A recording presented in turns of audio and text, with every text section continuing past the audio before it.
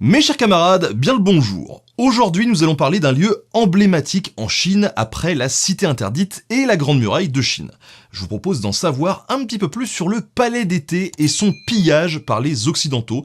Et vous allez le voir, le sujet est chaud bouillant encore aujourd'hui. Tous les Pékinois le connaissent. Avec ses jardins et ses immenses plans d'eau, le Palais d'été permet de respirer un bon bol d'air frais à 20 km à l'ouest de la capitale. C'est un lieu romantique et en hiver, on peut y déguster d'excellentes friandises typiquement pékinoises, des jujubes au sucre vendus en brochette, les tangs roulous.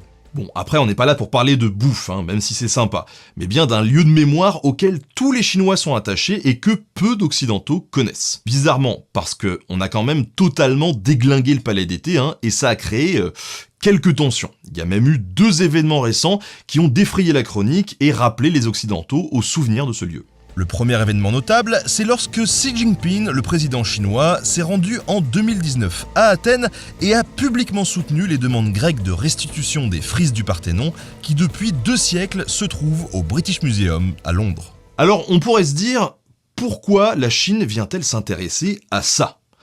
Ça les concerne pas trop, a priori. Si on gratte un petit peu, on s'aperçoit qu'il y a peut-être une raison. En se penchant sur la question, on découvre que Thomas Bruce, 7e comte d'Elgin, puis son fils James Bruce, 8e comte d'Elgin, se sont tristement distingués dans l'arrachage pour le premier des frises du Parthénon de l'Acropole, tandis que le second a organisé aux côtés des Français le sac du Palais d'été en 1860. Tel père, tel fils, comme on dit. Mais du coup, les 2 Anglais ont laissé une empreinte assez douloureuse tant en Grèce qu'en Chine. Au point où le nom même de cette famille et de la haute aristocratie anglaise est à l'origine d'un néologisme. To Elginisme, ça veut dire en anglais « celui qui s'empare ou détruit sauvagement le bien patrimonial d'autrui ». Ouais, ça résume bien le truc, quoi. Deuxième événement, plus proche de nous, c'est-à-dire en France, c'est la vente de la collection Berger en 2009, plus particulièrement celle de 2 têtes en bronze ayant appartenu au Palais d'été et qui a provoqué en Chine un véritable émoi. En gros, nombre d'internautes chinois ayant eu vent de cette vente se sont interrogés. Pourquoi nous, Chinois, devrions-nous racheter des biens patrimoniaux qui nous ont été pillés ? L'affaire, qui allait s'envenimer, a été réglée par le milliardaire François-Henri Pinault, qui en a fait cadeau au gouvernement chinois. Il faut dire que le propriétaire de la prestigieuse maison de vente aux enchères Christie's rêvait pour celle-ci d'accéder au marché chinois. Et miracle, quelques mois seulement après ce geste généreux, Christie's ouvrait son premier bureau en Chine. Ces têtes en bronze, offertes par le milliardaire français, trônent aujourd'hui tels 2 trophées au musée Poly de la capitale, du nom d'une maison de vente aux enchères dont l'une des missions est de racheter le patrimoine chinois, où qu'il soit à l'étranger.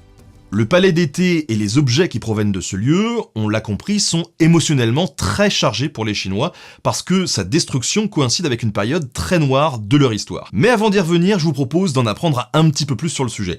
Parce que de ces monuments que l'empereur Qianlongge au XVIIIe siècle avait fait construire, il ne reste aujourd'hui que des ruines.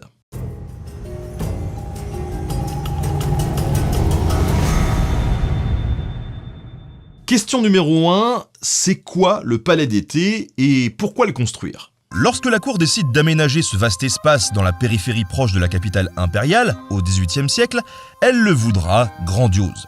Yuanmingyuan sera son nom en chinois. Il s'étend sur une superficie qui équivaut à Central Park à New York. On y construit plusieurs dizaines de temples et de lieux de résidence avec leurs scènes d'opéra pour les gens de la cour. C'est d'ailleurs à cette époque que le fameux Opéra de Pékin et ses principaux répertoires tels qu'on les joue encore aujourd'hui ont été inventés. Ces monuments étaient en bois, en tuiles et beaucoup plus rarement en pierre, à l'exception notable de l'un d'eux, et nous y reviendrons, qui fut ni plus ni moins une copie du château de Versailles. La France, mesdames et messieurs, la France ! Si les souverains d'alors choisissent alors ce lieu, c'est d'abord pour échapper aux pesanteurs protocolaires de la Cité interdite. Mais précisons une chose qui a tout de même son importance, ceux qui sont à la tête de cette énorme machine bureaucratique qu'est l'État impérial chinois ne parlent pas chinois, la langue des Han. Ce sont des Mandchous. Ils ont conquis depuis le nord-est l'ensemble de la Chine en 1644 et ils ont fondé une dynastie, celle des Qing. Et ils vont embrasser totalement la culture des Han et devenir parfaitement sinophones, tout en restant attachés à leur culture et à leur langue d'origine. Une dynastie qui restera au pouvoir jusqu'en 1911. Ces souverains mandchous cultivent avec une certaine nostalgie l'univers des steppes, qui leur est en fait beaucoup plus familier. Ils aiment la nature, pratiquent l'art de la fauconnerie et montent à cheval. Choisir le palais d'été leur offre alors un cadre de vie plus libre qu'à la capitale. Il s'agit aussi d'échapper aux fortes chaleurs de l'été, et le palais d'été est une étape obligée avant de se rendre plus au nord, à Changde ou à Mukden, situés dans leur pays natal, la Mandchourie. Ils ont érigé aussi de vastes monuments à la gloire des victoires remportées contre les tribus kazakhs qui menaçaient l'Empire. Et d'ailleurs, ils aiment s'y recueillir. Ces derniers sont encore visibles de nos jours et ils sont très spectaculaires. Très pieux, les souverains mandchous restent fidèles à la religion de leurs ancêtres, le chamanisme. Mais ils vénèrent tout particulièrement la religion bouddhiste et plus particulièrement celle que pratiquent les Mongols et les Tibétains, le lamaïsme. Beaucoup de croquis réalisés à la demande de l'empereur Qianlong peuvent d'ailleurs témoigner de cette influence religieuse. Regardez ce pavillon de la paix et de l'harmonie universelle. Son plan épouse la forme des svastikas, ou les croix gammées bouddhistes, lesquelles arboraient également les costumes de cérémonie des membres de la cour. La période à laquelle est aménagé le palais d'été est l'une des plus riches de l'histoire impériale chinoise. Elle correspond à l'apogée de la puissance impériale de la Chine. Son territoire est alors immense. Non seulement il recoupe toute une partie de la Sibérie, mais aussi de l'Asie centrale et de l'Himalaya. La Chine de cette époque est alors très cosmopolite. Elle est marquée par l'existence d'une société à la fois pluriethnique et multiconfessionnelle. Jusqu'au début du XXe siècle, il y avait pour la seule ville de Pékin des milliers de temples, de monastères, y compris des mosquées et, quoique construites un petit peu plus tardivement, des églises aussi. Au point où les empereurs mandchous ont accueilli volontiers à la cour des missionnaires de très lointaines origines étrangères.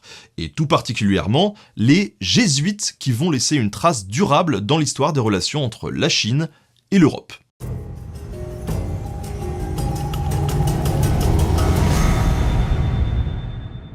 Les jésuites ne sont pas les premiers catholiques à se rendre en Chine. Il y avait déjà eu des franciscains qui les ont précédés au Moyen-Âge, et ils ont emprunté avant eux les fameuses routes de la soie. Mais les jésuites sont quand même d'un autre tonneau, on va dire. Ils appartiennent à la contre-réforme. Leur mission est plutôt simple, convertir l'élite des pays abordés à la fois catholique par la ruse et l'intelligence, mais aussi par la culture. Leur propre culture évidemment, mais aussi celle des peuples qu'ils entendent convertir.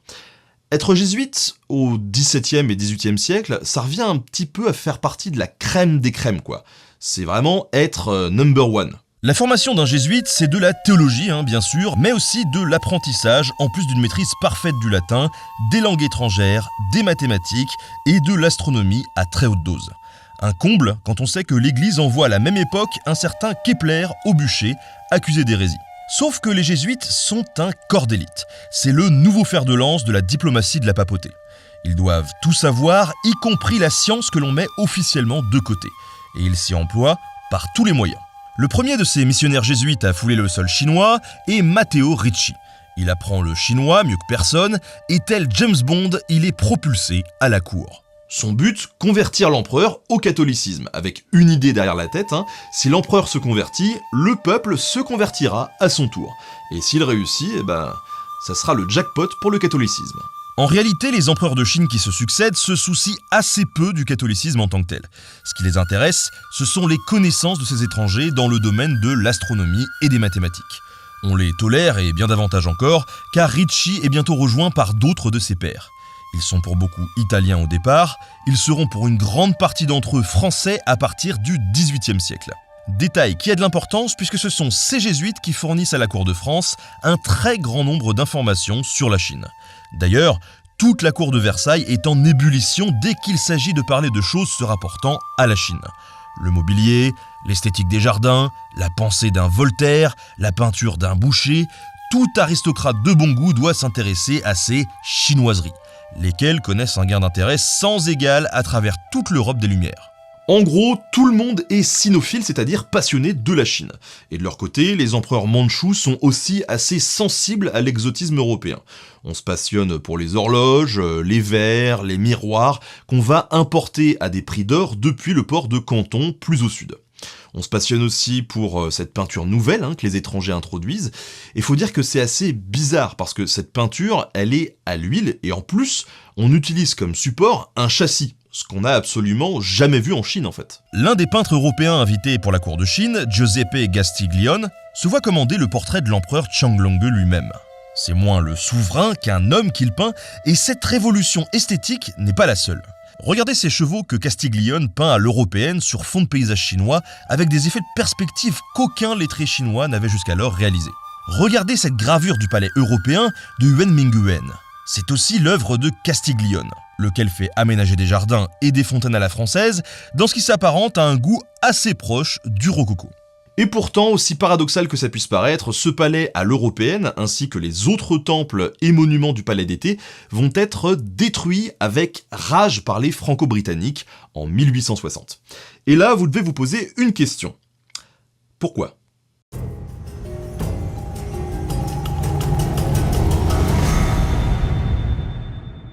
Vous le savez bien, les temps changent. Tout le temps, à tout point de vue.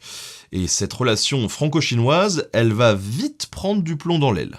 Après la disparition de Chen Longge en 1799, l'Empire connaît une phase de déclin, et elle est irréversible. Première puissance économique du monde encore au XVIIIe siècle, la Chine va devenir l'un des pays les plus misérables de la planète. Et pour cause, la Chine connaît une explosion démographique sans précédent. Un autre problème vient se greffer là-dessus. Les élites sont incapables de comprendre que de l'autre côté de l'Eurasie, deux puissances majeures ont émergé, et c'est ce qui va se retourner contre eux. Ces puissances, c'est la Grande-Bretagne et la France. Et elles ont faim, elles ont très faim. Poussées par leur révolution industrielle, elles se sont mises en quête de débouchés. Depuis le devisement du monde écrit dans sa prison à Gênes par Marco Polo au XIIIe siècle, la Chine leur apparaît comme un Eldorado. À cause d'enjeux divergents et de compétitions acharnées aussi, les premières guerres sino-européennes éclatent en 1839. La Chine les perd toutes, et avec elles, des territoires sur lesquels elle exerçait son pouvoir. Le pays est obligé de faire des concessions internationales, à Shanghai notamment. Hong Kong devient une colonie pour la Grande-Bretagne, et la colonisation du Vietnam par la France est amorcée alors que Pékin entretenait des relations de suzerain à vassal avec cette région. Ces trois événements, ce ne sont que quelques exemples d'une longue liste qui pour la Chine sont vraiment des synonymes d'humiliation et d'appauvrissement très durement ressentis. Ces guerres sont appelées les guerres de l'opium, parce que les puissances étrangères forcent la Chine à s'ouvrir au commerce européen et à l'importation de l'opium sur le territoire chinois. Toute une économie de la drogue se met alors en place et fait un lent travail de sape, discréditant chaque année davantage le pouvoir mandchou. Nombre de révoltes éclatent dans les provinces. La plus importante est celle des Taibing.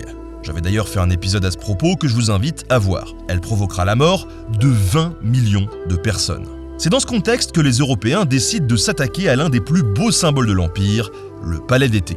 Les soldats occidentaux se livrent à un pillage important durant cette guerre et aucun Européen ne juge bon de critiquer cette débauche de destruction et de pillage. À l'exception notable de l'écrivain Victor Hugo, qui, ne perdant pas une occasion pour dénoncer Napoléon III qu'il déteste par-dessus tout, écrit ceci depuis son exil politique aux îles anglo-normandes, 1 an après les faits. Vous me demandez mon avis, monsieur, sur l'expédition de Chine. Il y avait, dans un coin du monde, une merveille. Cette merveille s'appelait le palais d'été. Il avait fallu pour le créer le long travail de 2 générations. On disait le Parthénon en Grèce, les pyramides en Égypte, le Colisée à Rome, Notre-Dame à Paris, le palais d'été en Orient. Cette merveille a disparu.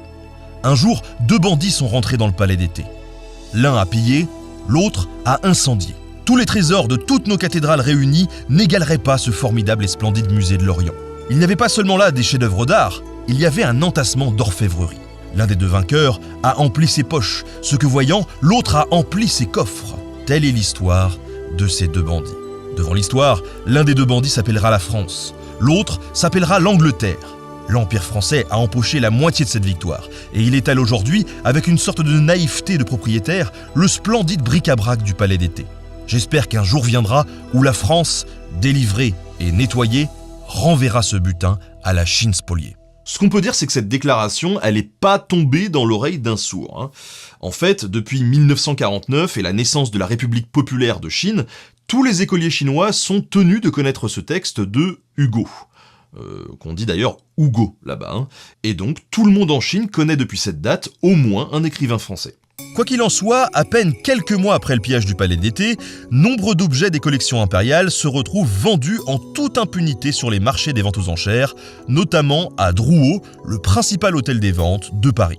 Des catalogues le prouvent et font état de dizaines de milliers d'objets. Des rouleaux calligraphiés, des paravents, des jades, des bronzes, des bibelots alliant corail, bois de camphrier ou porcelaine fabriquée à grand prix dans la manufacture impériale de Dingdezhen. On dit alors que la France serait le pays d'Europe où se trouverait le plus grand nombre d'objets chinois appartenant à des collections privées. Et si vous allez voir sur les étagères de grand-mamie ou grand-papy, vous y verrez peut-être l'un de ces bleus-blancs de Chine, rapportés en catimini par un de leurs ancêtres. Même les têtes couronnées s'y mettent. L'impératrice Eugénie, l'épouse de Napoléon III, raffole de porcelaine chinoise qu'elle intègre aux collections impériales de Fontainebleau. Et elles y sont encore à ce jour. Enfin, pas toutes, car certaines de ces pièces ont mystérieusement disparu lors d'un vol commis en 2015. Peut-être une vengeance symbolique, comme semble l'annoncer d'une manière prémonitoire Chinese Zodiac, un blockbuster réalisé 3 ans plus tôt par l'acteur Jackie Chan. Ou alors c'est juste un vol crapuleux, parce que les prix des porcelaines et du patrimoine chinois en général ont littéralement explosé depuis ces dernières années. Ce qui est aussi vraisemblable.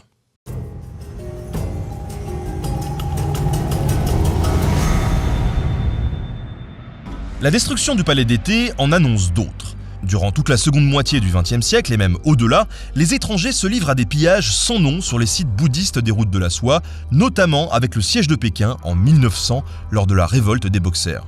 Londres, Paris, Berlin, voire Saint-Pétersbourg et Tokyo exigent chacun leur part du gâteau. Ces prédations se font toujours au nom de la connaissance et de la civilisation, ce qui peut, à juste titre, prêter ironiquement à sourire. Mais une fois qu'on a dit ça, on n'a pas vraiment tout dit, parce qu'il faut absolument recontextualiser ces actions et ne pas trop les regarder avec notre œil du XXIe siècle. La conscience patrimoniale, le fait d'accorder de la valeur à tel ou tel édifice, tel ou tel objet, c'est un fait tardif qui ne prend véritablement corps dans l'histoire européenne qu'à partir du XVIIIe siècle. Et encore de façon assez timide, il faut se l'avouer. C'est l'abbé Grégoire qui, en France, est le premier à dénoncer les destructions de la Révolution française. Quatremaire de Quincy, lui, à l'époque des campagnes napoléoniennes, s'insurge contre l'arrachage des statues de Rome par les armées françaises pour les livrer au Louvre qui est devenu un musée. Mais en Chine, qu'en est-il ? La conscience patrimoniale existe, mais elle prend en compte d'abord et avant tout les calligraphies et les peintures, mais aussi les bronzes. On les admire entre seuls connaisseurs et lettrés, dans des espaces qui leur sont exclusivement réservés. Les premiers musées nationaux, eux, ne voient le jour en Chine qu'à partir de 1912, sous la Première République. En revanche, on attache beaucoup moins d'importance aux monuments, et certainement pas en cette fin de 19e siècle où les Chinois de l'Empire sont plongés en pleine crise et ont carrément d'autres chats à fouetter. Cet intérêt pour le palais d'été et ses monuments disparus n'apparaîtra finalement que bien plus tard, au début des années 1980. L'université de Pékin n'est pas très loin du palais d'été, et c'est un lieu d'échanges intellectuels important. De nombreux artistes et marginaux s'y intéressent alors, et ce n'est que plus tard que le pouvoir en a fait le point de cristallisation de toutes les passions nationalistes. Et les tensions que l'Occident connaît aujourd'hui avec la Chine, bien sûr, n'y sont pas étrangères. Les débats sont alors houleux. Faut-il ou non reconstruire le palais d'été ? Xi Jinping a tranché la question au début de l'année 2021, il restera à l'état de ruine, comme preuve des meurtrissures nationales subies. Ces débats en occultent en revanche bien d'autres. On ne dit rien, soit par tabou, soit parce que l'on juge le sujet trop sensible, sur la révolution industrielle qui a fait en Chine des dégâts considérables sur le patrimoine. Sans compter les innombrables crises politiques, dont la révolution culturelle qui compte parmi les plus violentes et qui a détruit à jamais d'innombrables trésors du passé. La présence souvent contestable de ces objets en Europe leur aura en tout cas permis d'échapper, en Chine même, aux destructions pendant cette révolution culturelle. Mais on va pas refaire l'histoire, et surtout pas des pays comme la France, qui, en ce qui concerne leur collection nationale, mettent en avant le fait que leur patrimoine est de toute façon inaliénable. Ce qui veut dire que ces objets chinois ne peuvent pas être restitués à la Chine, tout simplement. Maintenant, vous comprenez pourquoi le sujet est encore un peu chaud.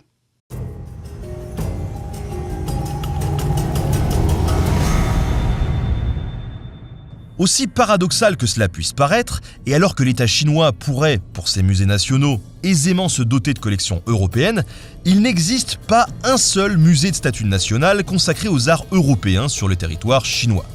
Mis à part quelques collections privées, aucune chance que vous ne voyez donc à Pékin ou à Shanghai, dans un musée national, un buste grec ou une commode Louis XV. Pas plus que de l'art africain d'ailleurs, même si ça, c'est un autre sujet. On l'aura compris, le sac du palais d'été est un traumatisme national et la cristallisation des attentions chinoises sur le lieu de mémoire est assez révélateur d'un passé qui ne passe pas dans les rapports historiques qui opposent depuis le 19e siècle la Chine et l'Occident. En tout cas les amis, j'espère que cet épisode vous a plu. J'aimerais remercier le sinologue Emmanuel Linco qui est spécialiste de l'histoire politique et artistique de la Chine contemporaine pour m'avoir épaulé sur ce script.